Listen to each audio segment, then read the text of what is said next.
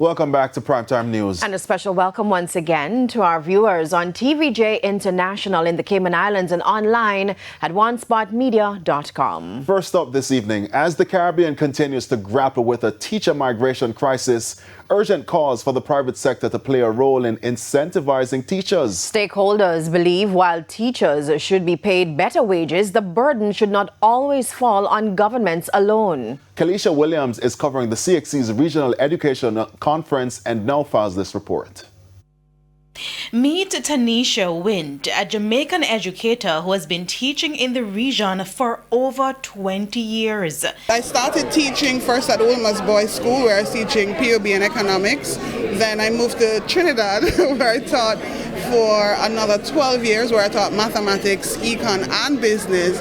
And almost 2 years now I've been teaching in the island of St. Eustatius, a part of the Dutch Caribbean. An example of how teachers have been forced to seek opportunities elsewhere due to low wages and poor working conditions. So I wanted to move somewhere else where I would have access to the resources, I think, as a teacher that I want, and I wouldn't have to worry about my own personal life. I could actually focus on education. According to the United Nations, 44 million teachers will be needed by 2030 to fill the global teacher shortage. In Jamaica, the education system has been under strain as many teachers migrate to seek better opportunities. And in other countries like Trinidad and Tobago, math teachers are definitely in the minority, but also we don't have, so when a teacher leaves, the vacancies are not being filled as often or as frequent as they should.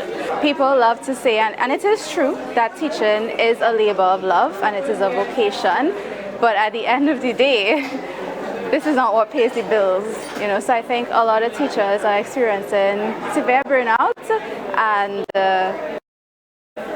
very low remuneration. So as the issues impacting teachers intensify across the region, they're not only moving to countries like the United States and Canada, they're also moving to the Cayman Islands. They are trying to motivate Caymanians to, get into teacher training. But as of now, many teachers come from all over the world. We have many teachers from Jamaica, teachers from the UK, even in the US. Nicola Lawrence is also a Jamaican teacher who migrated to the Cayman Islands over 10 years ago for better opportunities. Cayman is ahead of the game in terms of, having resources for students. Every classroom, we just moved into a world-class new school building. Every classroom has a Promethean board. We have screens all over the place where students can see everything that's going on for the week, and every student has a laptop. However, while there are calls for teachers to be paid better wages, on a more holistic level, Vice Chancellor at the University of Guyana, Professor Paloma Mohamed Martin, said the private sector should also play a role in incentivizing teachers.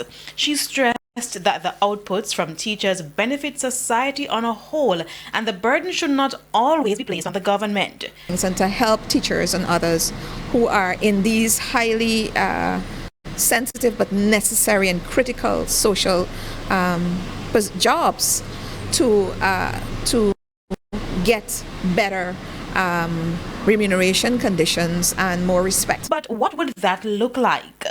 It's not only about money, right? If you can get these people houses, they don't have to think about rent and people bothering them. If you can get, if they can get, breaks for various things, if their taxes could be different, for instance, right? If you have a different tax regime, perhaps, for teachers. Now, these are things that I can say off the top of my head. I am not a government official, and I'm not speaking on behalf of any government. Kalisha Williams, TVJ News.